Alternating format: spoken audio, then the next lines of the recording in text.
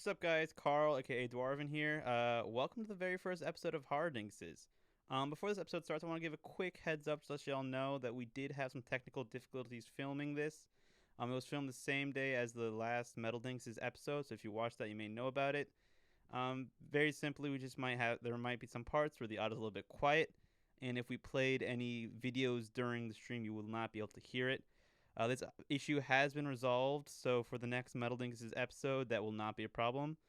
But yeah, I do apologize for these technical difficulties and hope you enjoyed the episode. The Metal Dinguses podcast presents.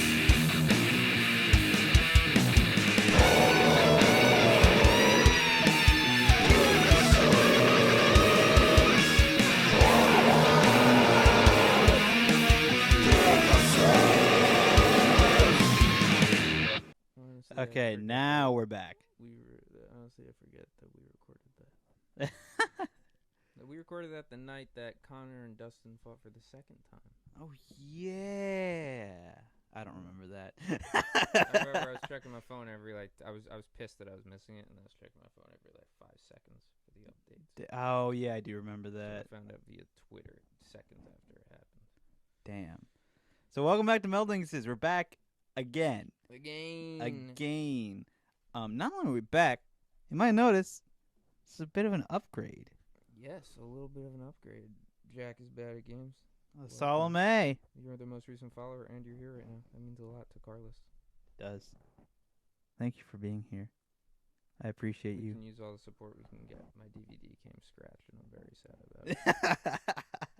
Hey, we have microphones, my guy. We have actual microphones. Get Mike a new mic. Let's go. I have to talk loud to match you. All right, let's get into it. So we got a little bit of a. If you're watching the stream, we're gonna get a double episode. Yes, yes, you are. I just realized I probably shouldn't have turned off the preview because we're only. Let me fix something real quick. Anyway, keep going. So. Yeah, you're getting a double episode. Double episode. Double whammy. Double whammin'. Double the whammy, double the whammin'. What am I looking for right now?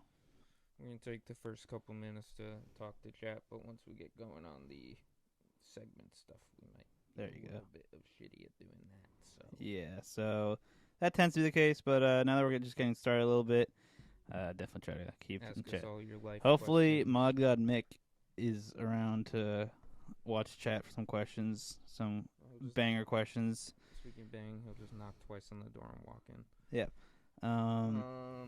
Okay. So. Okay. So, welcome to the very first episode of Horror Dinguses. There'll be a theme song for the next one. There will be. Maybe by the time we upload this one, there'll be a theme song. We'll just have to see. Very possible. New York Raper. Okay. All right. So this is a new series / segment we're starting. Mm-hmm. It's started because we watched this new Netflix horror series, Fear Street, and we realized we really liked it and we want to talk about it. So that's what we're gonna do. We're starting a new series. We're just gonna talk about horror movies. Yeah, we're gonna go in depth, give them reviews, talk about them. If it's sometimes I guess if it's just a one movie thing, we might group it up into subgenres of horror. Yeah, either subgenres of horror, or we might group them in one idea we're talking was grouping them in subgenres of metal. Oh yeah, what they relate to. Yeah, we're gonna. But we'll see how we do that. That is still undecided. Yes.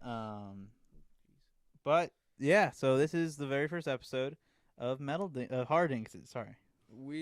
These are new movies, but we're very into 80s slashers mostly, and 80s and 70s giallos, and really anything with somebody murdering somebody brutally and titties. We're all about.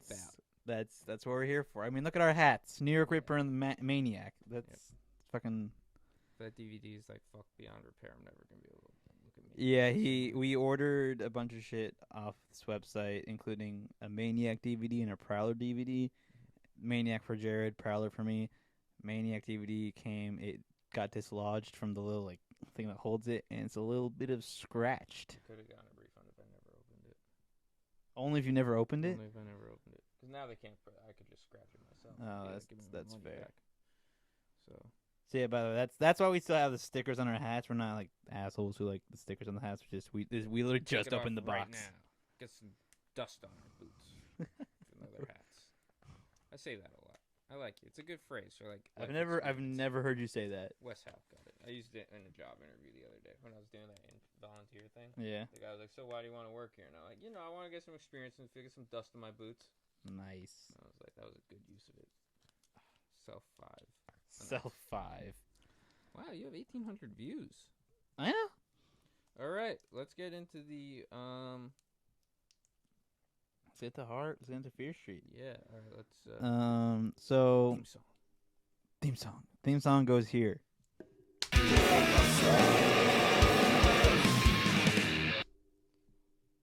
That was the theme song. All right, let's get locked in a basement. Got locked in a basement. Oh, banana peel. That could work. I've heard like it's not the Interesting. scratches aren't deep. They're just like kind of surface level, so I think it'll be fine. I'm pretty much what I was planning on doing anyway was just put it into my computer and download it. So what I might do is just put it in my computer, download it, and put it on another DVD. Ooh, smart. Yeah, it's the 4K restoration though, so I probably get a DVD that can.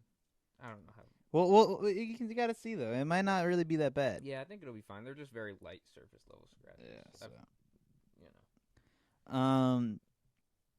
So yes. All right, so let's get started into this fucking review. So Fear Street, this was really cool how they did it in general, with like splitting it into 3 movies. Yeah. Each in a different time period. Yes. I think that was a really cool, and especially like the one that they started in '94, and I thought they kind of I think it was funny they did 2 eras that are not super represented in horror movie worlds outside of like super iconic movies, which they clearly were like for 1666 it was The Witch. Yeah. And then for 1994 very Scream. Yeah.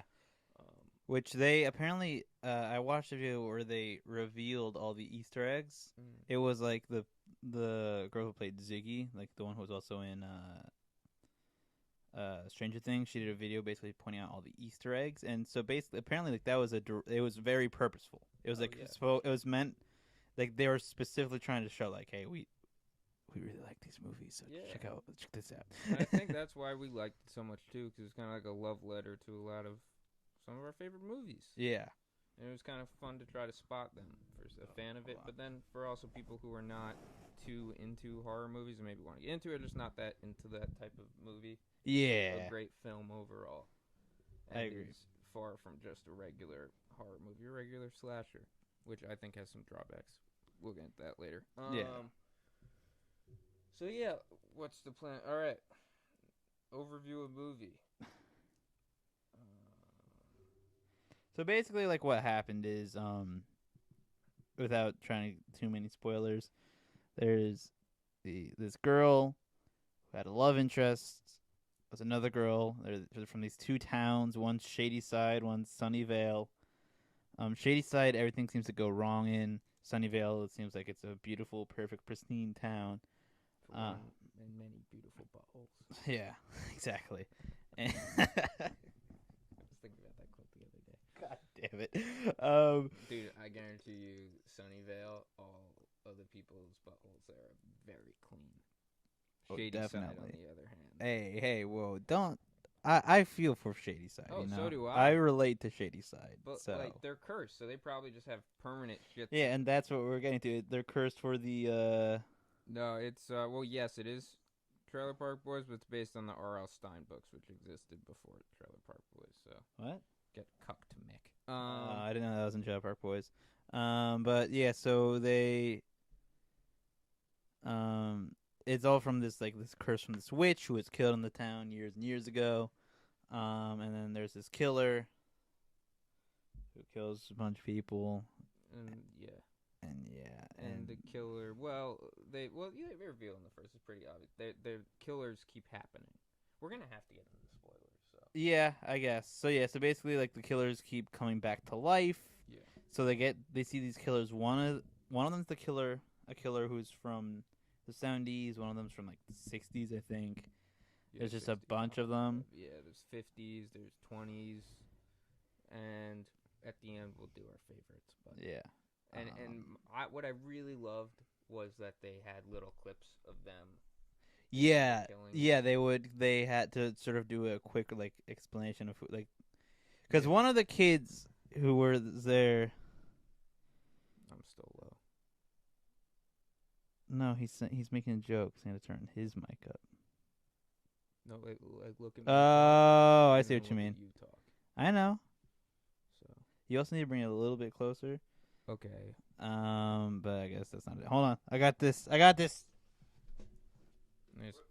is the problem with the new setup. You know, I gotta work on some kinks. Mix mouth has been close to this. I want this nowhere near my face. Try again. It's not up to me. I can't just turn it up. Like. Keep talking. Okay, I'm talking. I'm staying talking, and I'm continuing to talk. And okay. I see. Now, if I talk like this, I'm good.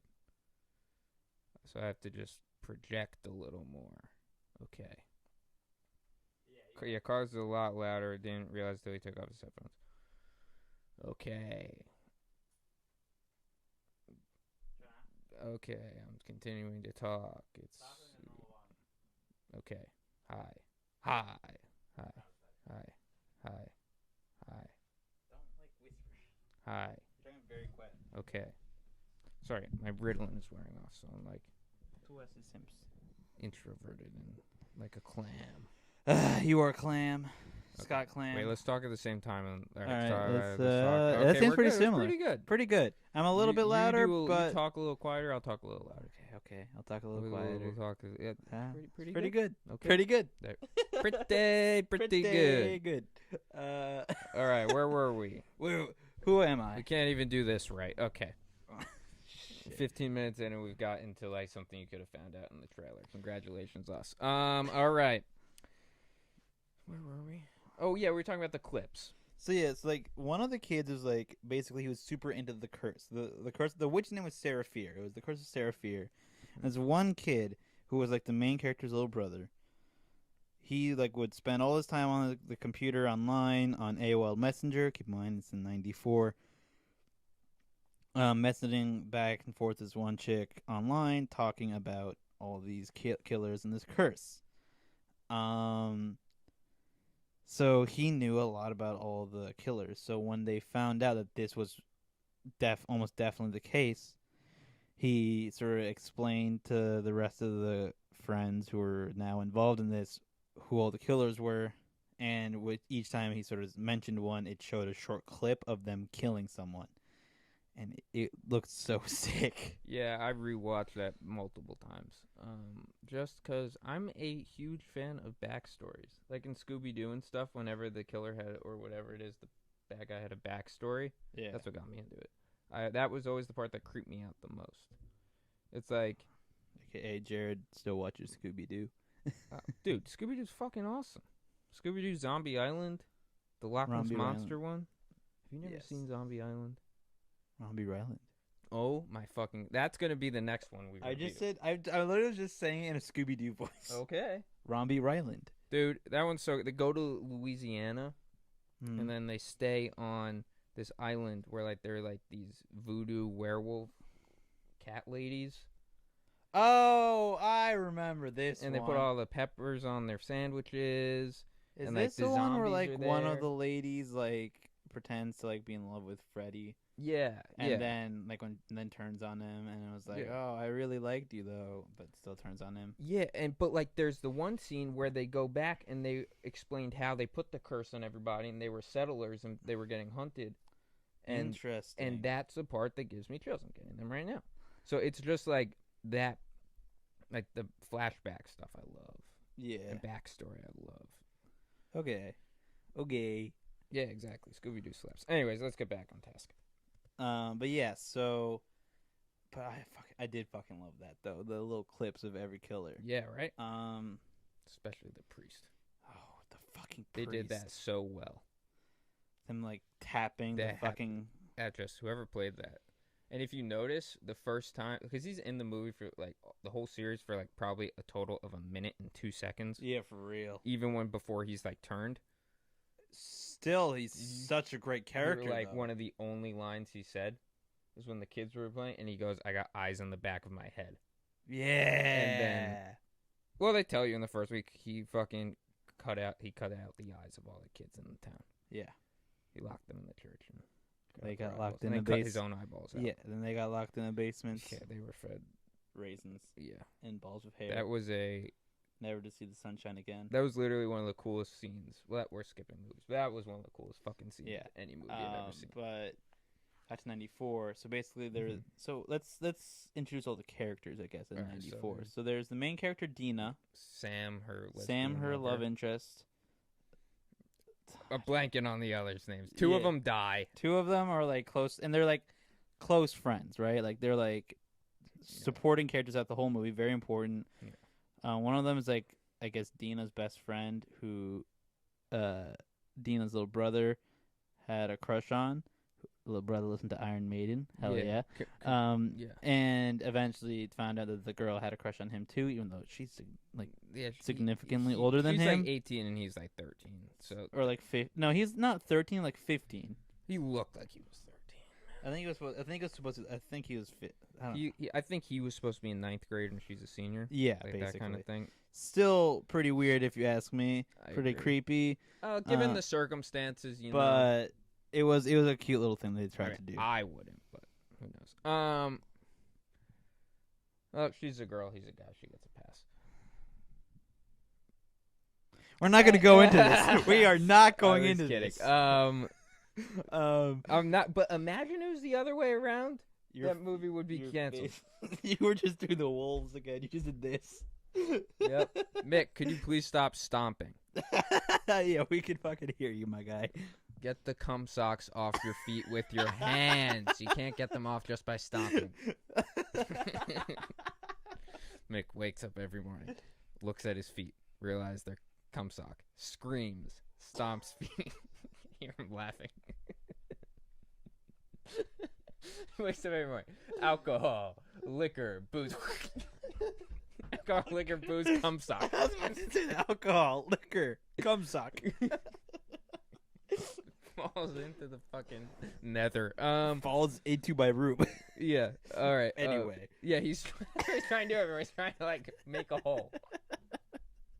I'm digging a China. Yeah. Oh man. Oh fuck. When I was in preschool, me and my friend said that we used to do that all the time. We always used to do that, and I heard a story from my grandparents that apparently one day we dug a big hole and pissed in it. Anyways, I haven't matured much mentally because they asked, "What were you doing?" We went, "We're making soup." True story. Yeah, it's pee-pee time. Yeah. We're making soup. Yeah, we're stirring it with sticks and shit. Oh man. That explains a lot about why I am the way I am. Because that's what you do when you dig a big hole. Duh. Yeah, you're supposed to piss in. Anyway. Life is not about anything other than finding unique ways and places to piss. Quote me on that. All right, back to the movie. I'm like the John the Baptist of pissing.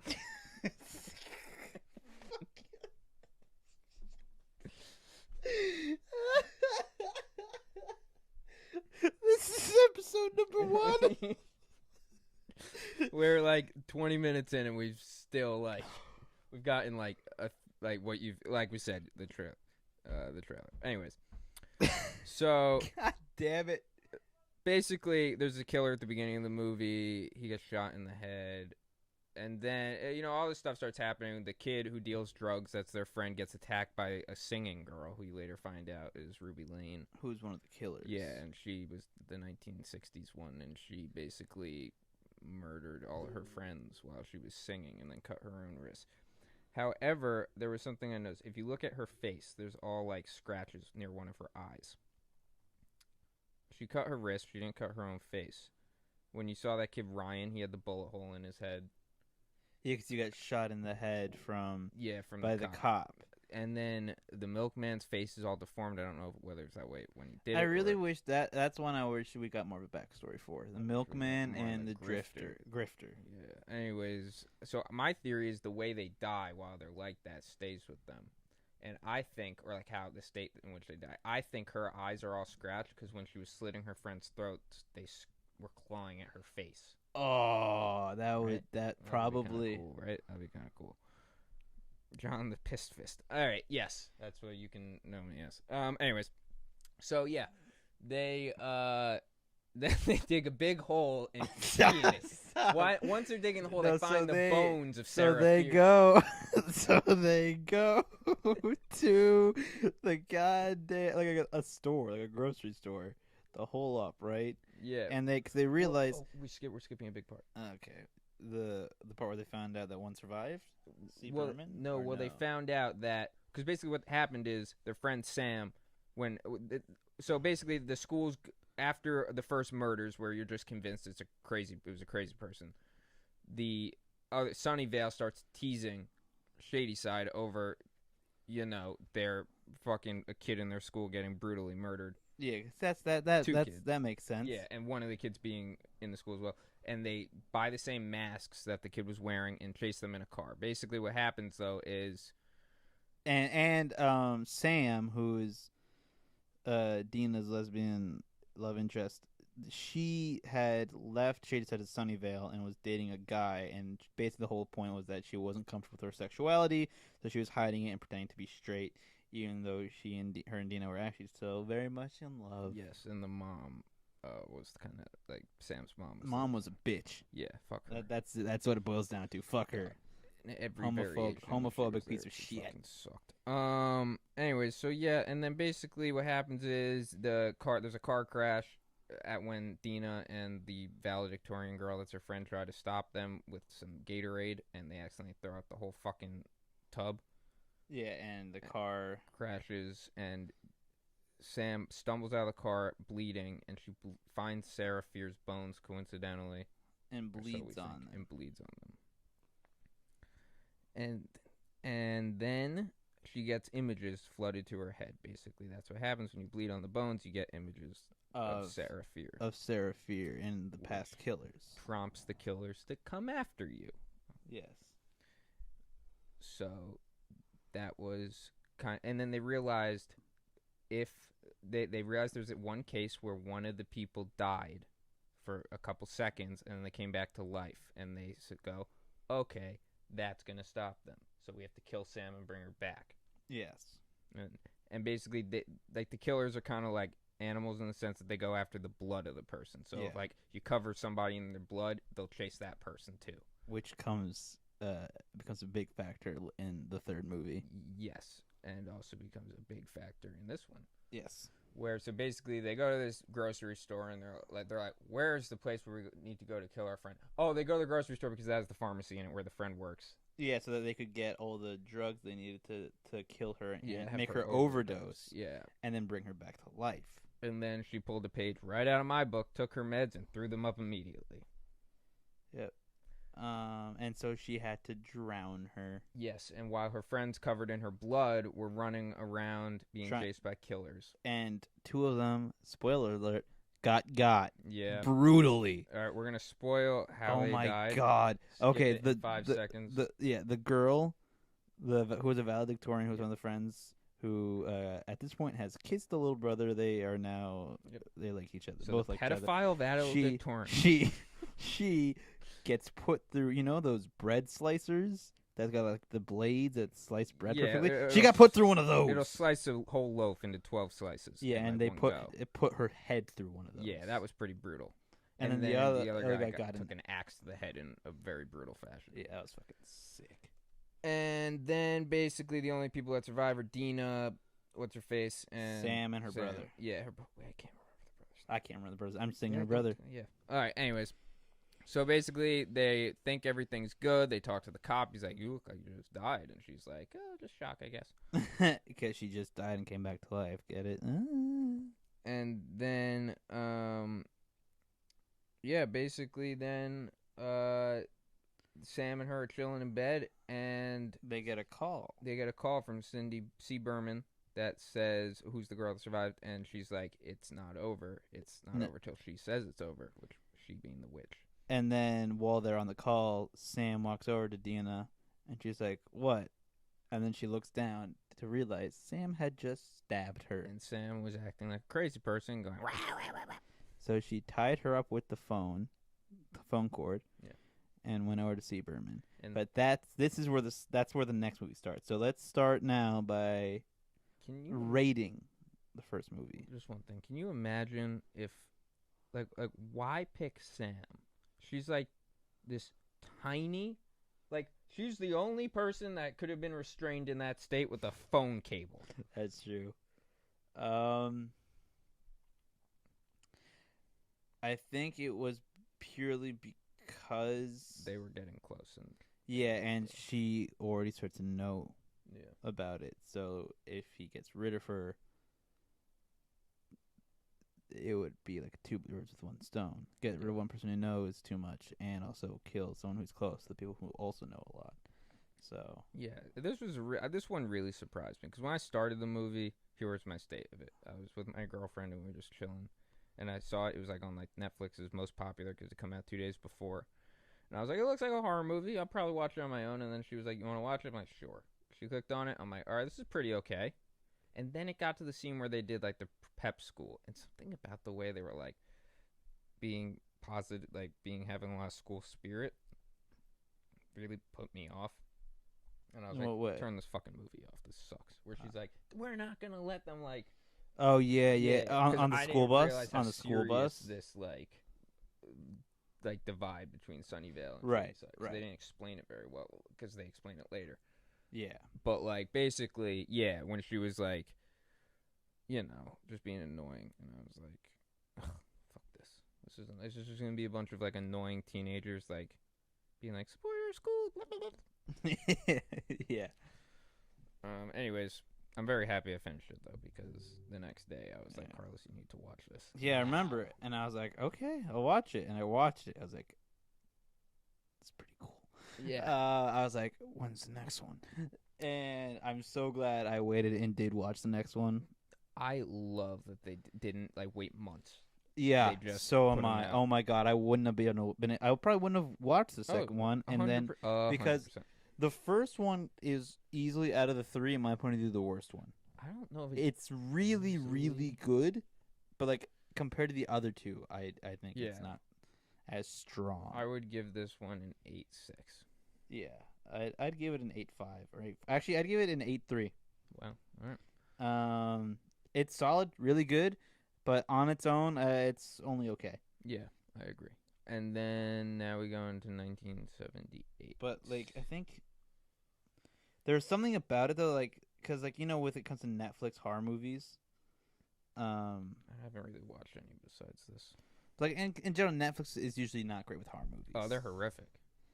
And when I saw that they did this, I was like, it's probably gonna have insane Stranger Things vibes because that went so well, and like that's sort of similar idea, the sort of timepiece thing with a little bit of horror there. Yeah. So I was expecting like a lot of like Stranger Things type shit, Mhm.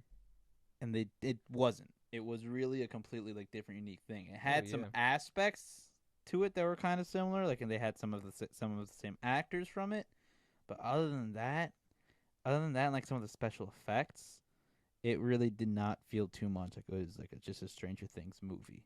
Yeah. Which is good, and I think that's awesome. Yeah.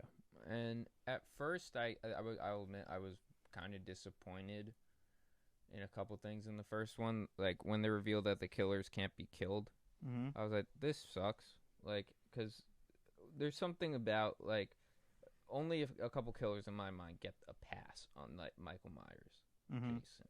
Right. Like this idea that you can kill them is something that's But I they're just think very cool. I think that's why gigolos and movies like Maniac and the New York Ripper and stuff are so cool because it's just like or so like fucked up because it's just a regular person.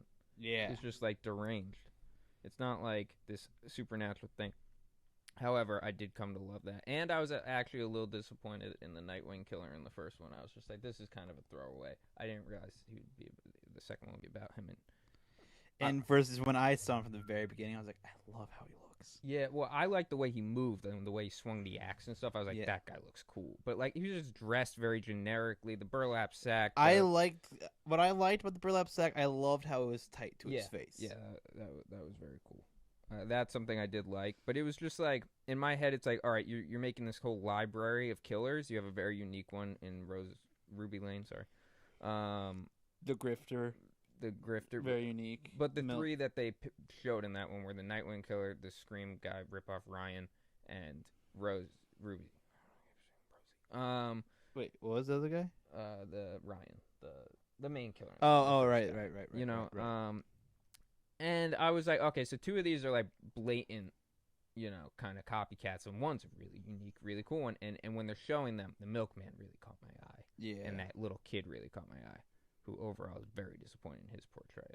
He's just walking around hitting his baseball bat against his feet. I'm like, yeah. Anyways, and then obviously the priest, and I was just like, I felt like it was like the ones that stood out for me were Nightwing and the priest. Yeah, and the Grifter. Yeah, the Grifter, because they barely showed him. They were just like, Grifter guts girls, and he's drowning a bitch in the fucking river. And you just see it's like very fast. You just see the arms, like the mask and the flailing arms flashing all around him. Man. Yeah, I saw that. I was like, oh my that's god.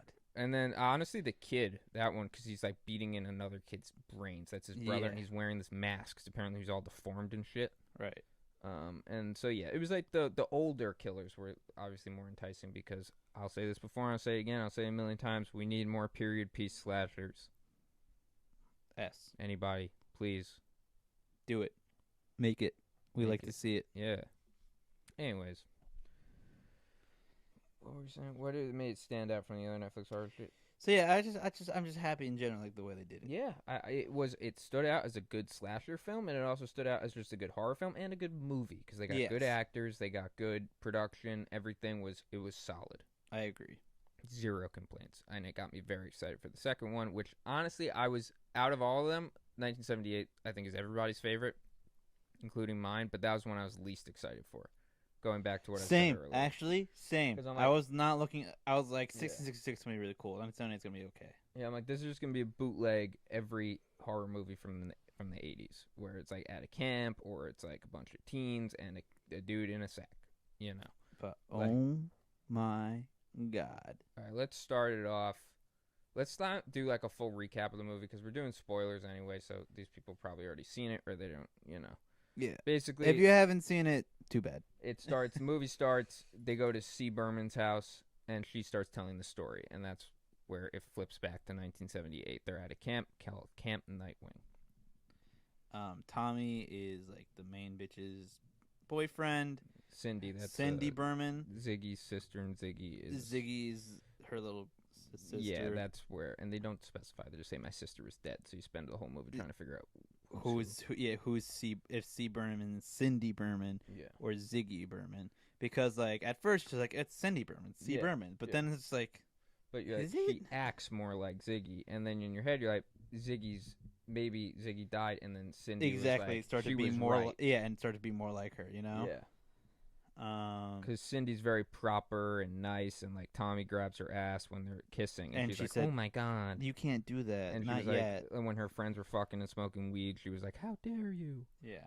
So she's very like proper, and her sister's more of like a rebellious type. Yeah. And her sister's getting like, the kids are calling her a witch. She's very like outcast, pariah. Yeah, very much bullied, but one of the counselors, Nick Good, who is the sheriff in the first one, so that keep in mind it's going back, he has a crush on Ziggy, and so tries to look out for her and vouch for her and all that. And not to incriminate Nick, they're both like they're like a year apart, because she's in her last year of being a camper and he's in his first year of being a counselor. Yes. So it's not like the first movie now. Yeah, I thought that was like, is Netflix really doing this 2 movies in a row? Yeah, for real. It's like, you guys were already under fire with so many movies. You really want to do this again?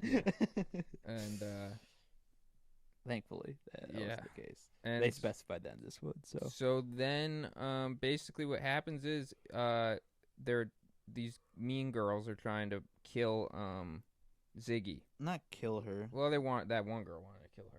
Afterwards, after they started fighting, Yeah. was gonna kill her. Basically, but she was gonna burn her. She burned her arm, and then Ziggy goes to the nurse, Yes. who they go Nurse Lane, and I go, that's Ruby Lane's mom. And I had completely forgotten about Yeah. Ruby Lane's existence. So. And I was like, that's so cool.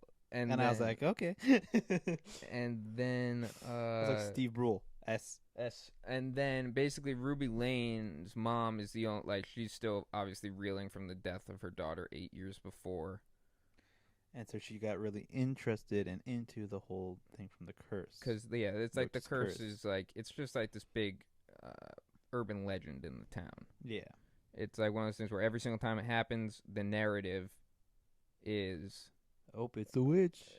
Well, the Oh, narrative sorry. from, like, the police and all the officials is the person went crazy. Yeah, Shady Cider went crazy. Yeah, and it's They because specify that because a lot of times the intermixing with the towns, and then Yeah. Sunnyvale is always like, oh, goddamn Shady Cider's always crazy. Yeah. And that is one of the main things in this movie, too, with the camp.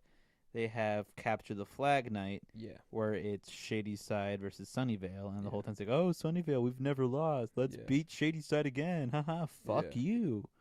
And then, basically, what were we saying? I forgot what I was gonna say. Oh yeah, basically, yeah. So, obviously the mom is like, my daughter was normal one day, and the next day she killed all her friends and herself. But then she goes, at one point they're cleaning the mess hall to prepare for this whole thing, Yeah. right? And the nurse comes in with a knife Mhm. and is pointing to the boyfriend, Tommy, Mhm. saying, sort of freaked out, Yeah. saying, Your name's on the wall. one way or the other, You're dying. Tonight, right? you are going to die tonight. And Yeah. she tries to kill him, Yeah. but then he defends himself, knocks out, by just knocking out Nurse Lane. Yeah. Like, what the fuck happened? Yeah. And then for the rest of the night, he's sort of freaked out and paranoid. Yeah. And then he starts feeling sick. Yeah. And you start to see him kind of get worse and worse and worse until they find the witch's lair, The witch's house. and like basically they show it in the first one, the names appearing on the wall. On this stone wall, Yeah, in this Samantha's little name like is on weird like ritual room Yeah. where there's like a candle in the middle and this weird insignia. Mhm. And so they find this. So Cindy and her friend, the friend's name is Alice.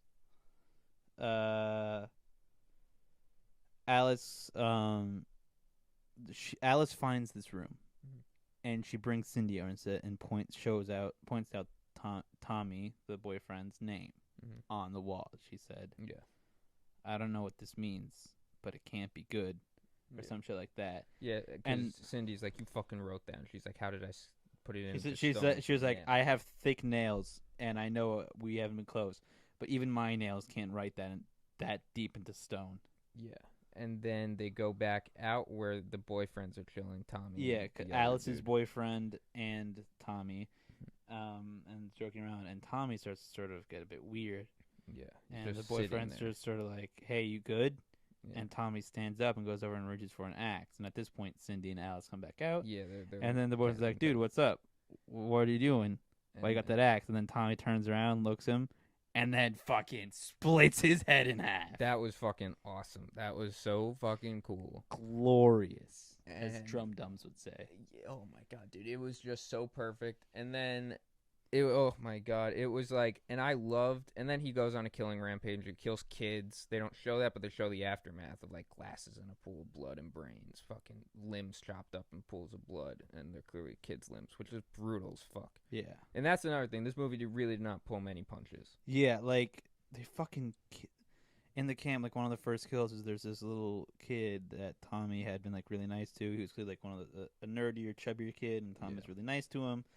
And he sees Tommy coming over. He's like, "Hey, are you okay?" And then Tommy fucking murders him. They don't show it, Yeah, but they show him like swinging the axe. they show him swinging the axe, and then later when they find out, they show a pool of blood in the kid's glasses, Yeah, which is very Lord of the Flies. yeah, that could be a reference. I think it might be. Probably because there were no adults at that camp besides Nurse Lane. Right. That was an issue out of the movie. I'm like, where are the adults? Like, it's like in every one of these movies, fucking, what's the one, Madman, Right. Max or whatever, disappears. Fucking, at least, you know what, My Bloody Valentine, Yeah. at least there were adults and they were trying to figure shit out while Right. it was all going down. That movie did a Right. very good job of keeping it realistic in that sense. Yeah. Oh, the end of that movie is creepy What as fuck. damn party? I know, we meme that, but like, seriously, the end of that movie where he starts singing and shit. Oh, it's a good one. Anyways, that's not what we're talking about. My bloody Valentine. And then, it's fucking cold in here, dude. Shut the fuck up. Stop playing. Yeah, so basically Tommy goes on a killing spree. Alice and Cindy are trying to figure all this shit out. And then Nick and Ziggy are together when it all starts going down and they run around together. Tommy axes some chick's head that was like a hippie girl. Yeah. They show that 'cause she was a counselor. I'm trying to think of all the kills. Basically. And then at one point they're running from Tommy. I think Ziggy's running from Tommy. Yeah. And she hides in a closet. And then sort of jumps up behind Tommy with a burlap sack, tries to choke him out. And for a second it seems like it works, and she's walking away. And then he gets up and turns around in the mask, and that's how he gets the burlap sack mask. Yeah, and it's just super tight on his face because she tried to choke him out with it. Awesome. And all while this is happening, Alice and Cindy are realizing that underneath the camp is where all this witches, like, signia that's actually a map, and like everything that's the curse, and the hand is down there. Right. And basically what happens is Ziggy bleeds on the hand. She sees the witch same way as what's her face, and it's basically when you bleed on the bones. Not Ziggy, Alice. No, Ziggy bleeds on it. Alice touches the demon heart that causes her to see all the dead bodies. And then Alice gets got, which is sad. Yes, it was actually pretty sad. And then Cindy, the whole movie said she couldn't kill her boyfriend. And then split his head open. Yeah, she killed him twice. No, she cut his head off. Yeah, she cut his head off with a fucking shovel. Yes, and was like the whole time screaming, "Why won't you die?" Yeah, so it's kind of like you see her kind of evolve as a character. Yeah. And Alice reveals some stuff about herself, like being depressed and cutting herself, and like that part where she was saying the only person she ever loved just got his head split in half. Right. That was like, they did a very good job of character development. They really did. Which was a lot of people's main critique of the first one. There's like zero. Yeah, I agree. Character, and I also agree with that. And then basically it's the same shit that happens at the end of the movie, and this is cool. Cindy and Ziggy are the last two survivors because most of the kids get off on a bus. Yeah, and they're trying to basically rebury the hand with the rest of the body, but they're digging and can't find the body by the tree where she was hung. Bury the hand. So they just bury the hand, and all the killers are surrounding them. And so they just start running. And then I think Cindy got by Tommy, and then Ziggy got by the milkman. At which point Nick Good runs up and resuscitates Ziggy. Yeah. And so Ziggy is C. Berman. And there was some scenes where Ziggy basically at this point knew that it was the curse, and she told Nick, and Nick basically was like, "I believe you." And then this is just like her, like she confirmed it with him, and he was like, "I know." And then later when the police show up and ask what happened, he just said, "Tommy went crazy." Yeah, and I thought it was cool how the milkman, he did that thing where if you notice in the clip where they show him killing like the housewives, he's like kind of a creep, and then this one he does it too, and you really see it in the fucking third movie. But he like sniffs them and like is very sexual with his killing in a weird way. And I don't know, maybe it's something like where they're kind of conscious during the whole thing. Because it's like, if you notice Ryan, while he was killing them, like when she took the mask off, it looked like he was almost sad. And when Sam tried to kill Dina and she realized it was somebody she loved, she stopped. She snapped out of it. Right. And then, like, the milkman, he's probably just a fucking perv. And then that happened, and he's just like, all right, let's just roll with it. Yeah. Probably. The only one that wouldn't make really sense is Tommy, because he was a good guy. And then, you know, that just happened. He became, like, merciless. But merciless concept. It's a Yeah. very merciless concept. Yeah, it is. Anyways, that's Um, just my stupid little theory. But how we rate this one? I'd give it a high rating, man. Maybe a 9.7. Not that high, because I'm thinking of like how far I'm thinking in the term. This is one thing I do. I think I said this in the deli reviews, like about like Dave Portnoy, that I appreciate is when he does his review, he's placing it where he's put other reviews. Okay, that's fair. So I'm thinking ahead, like, okay, where I'm putting the last one. So I'm putting this one at like a 9, like an I would 8, say 9, 9.2. 8, 9, 9, 2. I was gonna say 9.2. 9.2. Okay, that's fair. Instead, I got to upload that on the Google Drive. So that's a good one. And then the third one, so basically at the end they flip back to 94. They realize they got to put the hand with the bones. The 94 people found the bones. Cindy knows where the hand is. The hand's now got a maul on it, top of it, but the tree where the hand was buried is still there under this moss. Yeah, which is the one part that I think we all can agree on. It's like kind of like iffy. like really the hands they tore down, bulldozed his whole camp. The tree being there, yeah, that's fine. That can happen. But the hand still being buried under it, like really, fuck that. Anyways, so basically they find it, and then I think the only explanation actually about that could be like maybe like the people who were building it saw the hand, knew the curse, the whole story, and were like, I'm not fucking touching that, and just left it be. That could be it. And it was also under the moss, which wasn't there previously. And then I read a theory online that we'll get into once we go to 1666. So basically, at the end of part 2, Dina bleeds on the bones, and then you see her transported back to 1666, and she is now Sarah Fear. No, because they found the bone and put it back with the rest of the body. And then this allowed Sarah Fear to tell her story. So this whole time, you're like, Sarah Fear's a bitch. And this is something that, and the way they did was perfect. But I was kind of pissed off because I'm like, I don't want them to humanize her because I'm like, she's like this horrible, evil witch. I don't want them to try to make me feel sympathy. But the way they did it was pretty good. It was perfect. Because absolutely. But like, I was similar in the sense that like once they transported back and it was Dina as witch, I was like, I have a feeling they're not gonna, because the whole point with Dina's character was that she's like a really good person, loving person. And even when she was trying to write like a hate note to Sam in the first movie, it's revealed at the end of that movie that she changed it all to "I love you" still. Yeah. So like she just the whole point that she's a good-natured person. Yeah. So I was like, once they show that it is Dina as the witch, I was like, it's something's different where the witch isn't evil. Yeah, and the thing is, like, I'm not even like if you make me feel bad for the killer, that's like I don't even mind that. Like Maniac, like that's like the end is kind of like when you think about it, it's pretty heartbreaking. It's just, like he was abused horrifically by his mom to the point where he needed to do that. It's not an excuse, but you know, like where it's just like the world had almost failed him in a sense. Exactly. And it's like I don't want that for this lady who's like, because when you really think about how many families suffered because of the curse. Because usually the people that are dying are young or moms. That's why it's interesting. Yeah. Because so basically it starts off all these kids in a Puritan town. Yeah. They have this party, I guess, like sort of once a year where they go steal these hallucinogenic berries from this lady who is a widow and kind of sort of an actual witch. Yeah, she's like got this Satan book. Yeah, and Dina flips through it. It's like, what the fuck is that? And Dina is also friends with sorry, this not guy Dina. named Solomon not Good. Dina.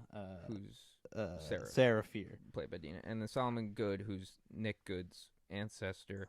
His wife and child passed away, and he's supposed to marry Dina, but Sarah they Fear. think that they're gonna that they love each other and they want to get married. Well, she doesn't love him, but he kind of loves her. Yeah, he does love her, and she does care about him. Yeah, and is close friends with him, but she's secretly a lesbian with which pastor's they get daughter. caught, and which everyone is pissed off about. They get caught and are accused of it, and at the same time, the pastor's starting to go crazy. Yeah, he's like got like the typical things, the flies, the whole shit. And this is the point where you're like, Sarah hasn't done anything besides make out with another girl. Yeah. Why is this? Who did this? Exactly. And you start to think maybe it wasn't her in the first place. Right. And at this point, I'm trying to connect the dots. Did we say the spoiler? We got to say the spoiler. Okay, so basically, I was thinking about the point where when she's like, "Do we do this?" And then Solomon's like, "If you want, you have to want to invite the devil." I'm like, how does he know that? And I'm like, it's Solomon. I think for Has me to it was be. one of those like I think it's Solomon, but I really don't want it to be, so I'm Yeah, gonna 'cause not he believe was it. really cool. Yeah, I really liked him. Yeah. He even at one point like Sarah was running away from everybody Mhm. because they decided to blame her and Sam on Mhm. it, and he hid her from them Yeah. from the mob. And she But stumbled upon but his but thing. let's get to the priest. So yeah, the priest. Oh my God! So David. basically, there was one day right after he had the talk with Dean about this. I think. It was the Uh, night after they kissed and they were yeah, caught. yeah. So Solomon had just had this talk with Dina, Yeah. and then they suddenly hear a loud commotion outside. They run outside. Everyone's sitting in the church. It's like, what happened? Like the priest brought all the kids into the church and locked them in, and so everyone's trying to get in. So Solomon and a couple other guys go to the side, and Solomon picks up a pitchfork and runs to the side with another couple guys and starts slamming the door, and finally gets it open. And he's basically tells him to wait outside. He walks in, sees all the kids sitting in the pews, Yeah, just kind of like looking like they were praying. and the priest on the pedestal Mhm. with some sort of metallic thing, Yeah, like just tapping, Yeah, just kind of. But it was just like a menacingly. like kind of like like when like you're pissed off and you're tapping a pencil. Yeah, Like kind of just like you fucked up. and then he's looking around. Someone's looking around, and then he looks down the center and sees a pile of eyeballs. Yeah. And then he looks over, Mhm. and all the kids had their eyes gouged out. And the priest has his eyes gouged out. And then everyone comes running in, everyone finding their Parents, kids screaming. Yeah. And then you just hear the priest say, "I have eyes in the back of my head." He says that? Isn't that what he said? No, he said that when he was still a good person. No, he said that when he was dead. He said something. He said something about to like Dina Sarah, and he tried to kill her, which then No, but when he right before Do he you wanna turned pull- when he we can pull turned up the around. clip, Nah. right? Should have had that set up before. That's but- all good. Basically he says something, and then Solomon stabs him.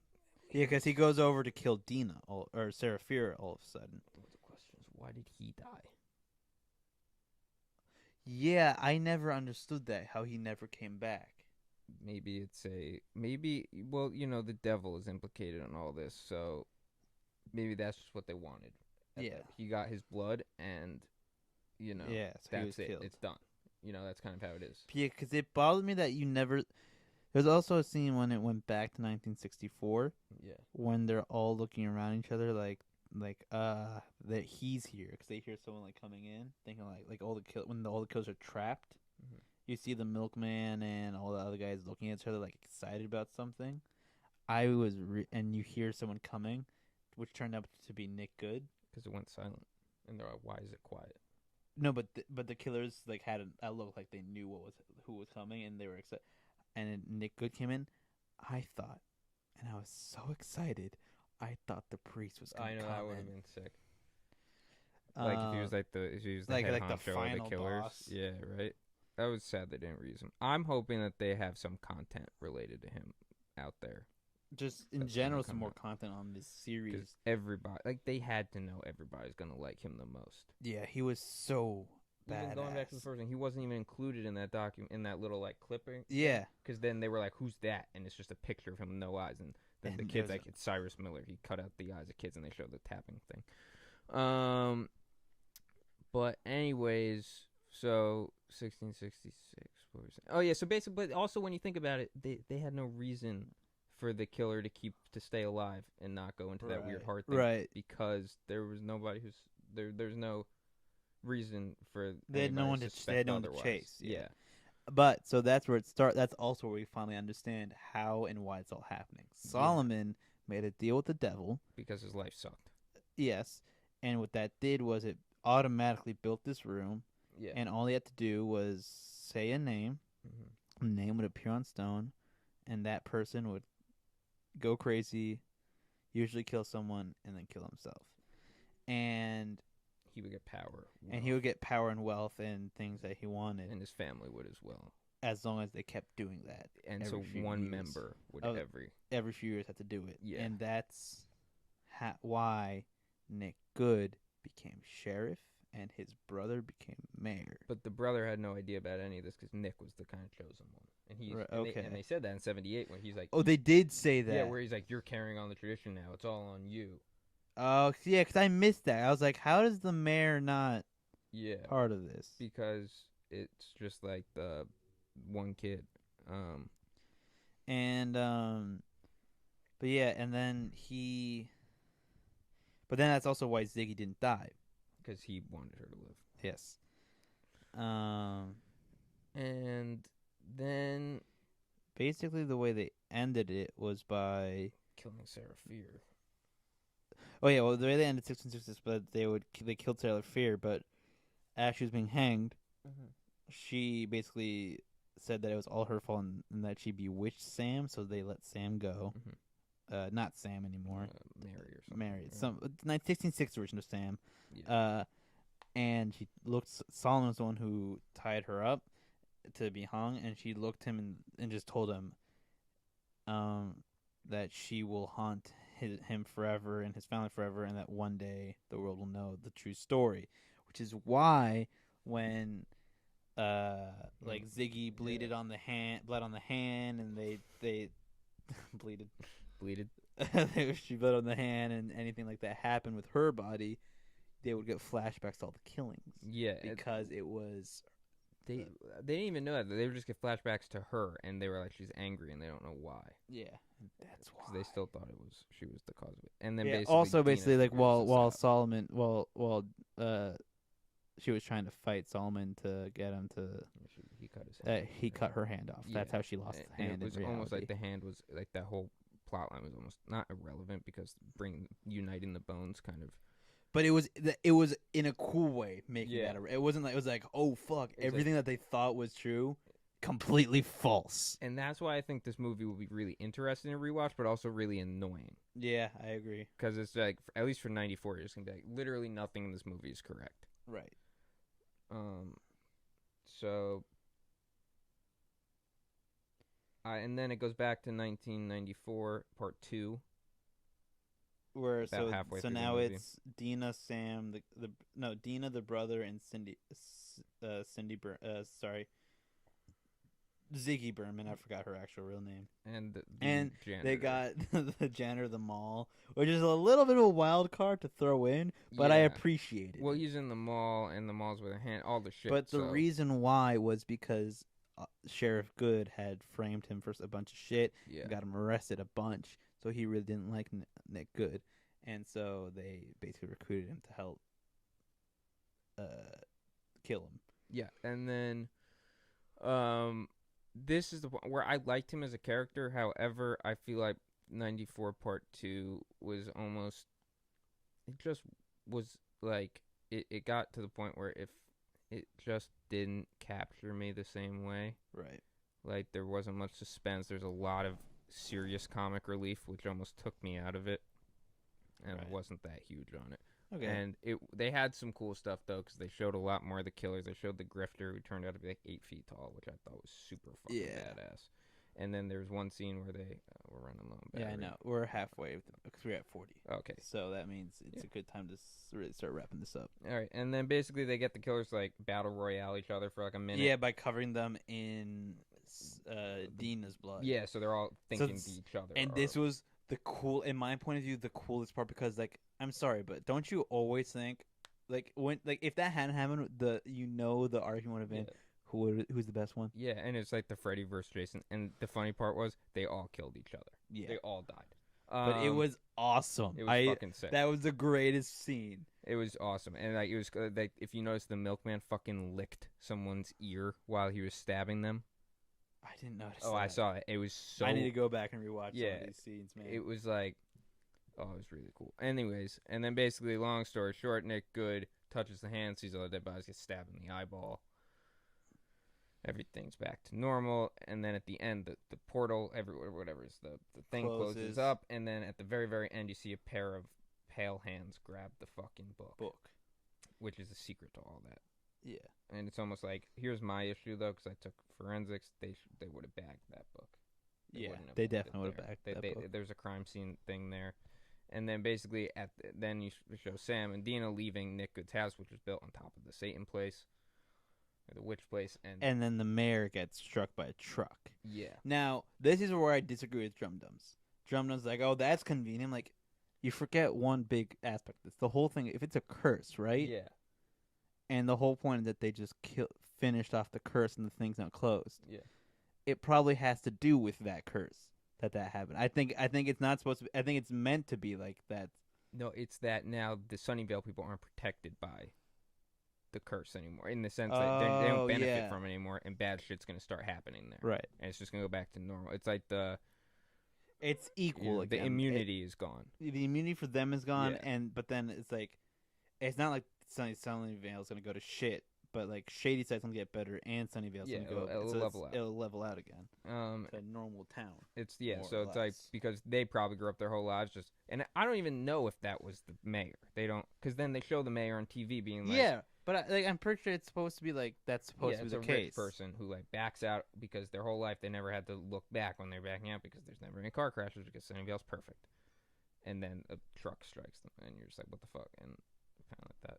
I don't know how Drum Dums missed that one, but Yeah. he did a very good job analyzing.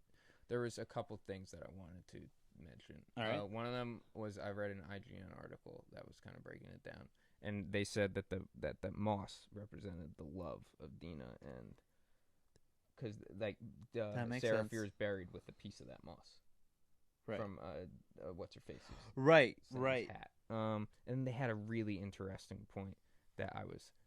Let me look it up, because they was like really. I somehow never figured it out that that's where the moss came from.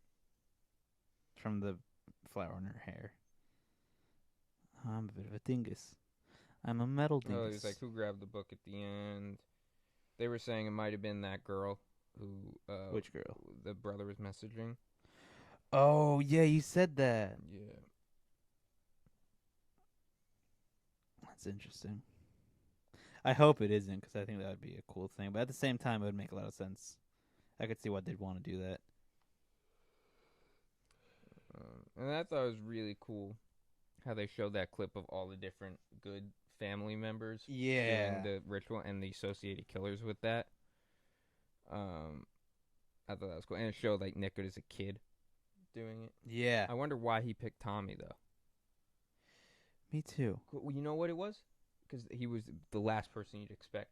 Because Ziggy was like my girlfriend's virgin, perfect boyfriend. That's why. Snapped at me. We never mentioned how cool it was that he didn't get the mask till the end. Yeah. Like, that Yeah. was, I thought, fucking awesome.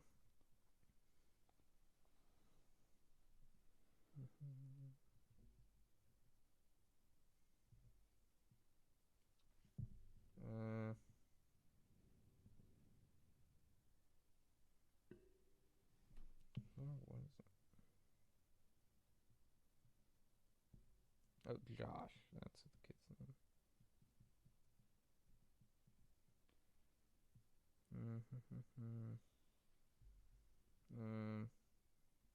Oh, it was the fact that he dropped that. Remember, because he drops the note off at C. Berman's house? Yeah, saying it's happening.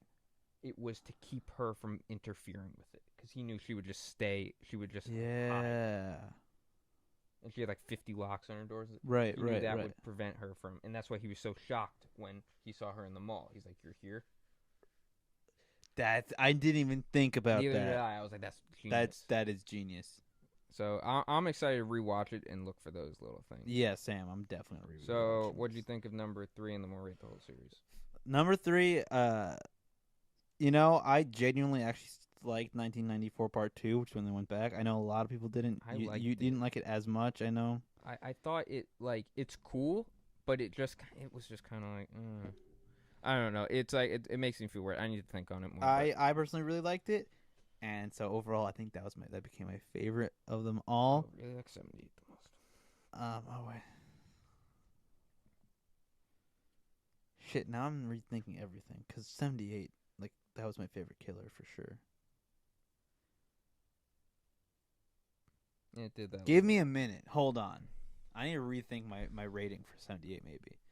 I'm going to tell you right now, you should watch The Witch if you like. You know what? 1666 part. 78, I need to change my rating. Because I think you were right. I think 70 I'd put 9.7. 66 I'd put 9.2. I don't know if I would go 9 to. I think I'm gonna go 9.2 for 78, and then 9 for 1666, and then we did what 8.2. I'll bump it up to an 8.4. For You did 1984. 8.6.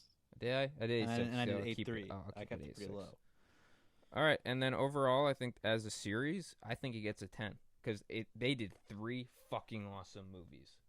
10. Like as a series, I have 0 problems with this. This is a 10 out of 10. Very first review, 10 out of 10. Yeah, but it's like a movie could be like have 3 8 out of 10s, and I'll give it like a 9.5 because it's hard to do 3 8 out of 10s. This had 2 near perfect movies and 1 very solid one. Yeah, so that gets a 10 out of 10 for me, boys. And Boys. it's really really fucking good. Yeah. So I would say watch it. Watch it. If you made it to the end of this, we spoiled everything for you. You should watch this movie. You should Come watch on, it. you should at least see what we're talking about, and you'll understand it more. It's so good. It's really so really fucking fucking good. I haven't stopped thinking about it. Neither have I. And after every movie, I'm honestly I just disappointed. Could not I'm stop disappointed there's not another one. I know. I'm very sad. So I hope these movies do well because the director especially wants to do more. We need more. But hey, honestly, hey, director of Fear Street, I'm talking to you. Make more. We fucking love this shit. Yeah, it doesn't care if it's popular or not. We want it. All right. Anyways, let's go. Yeah, it into matter. So now let's take a quick second to reset, restart. 4. The Metal Dinguses podcast presents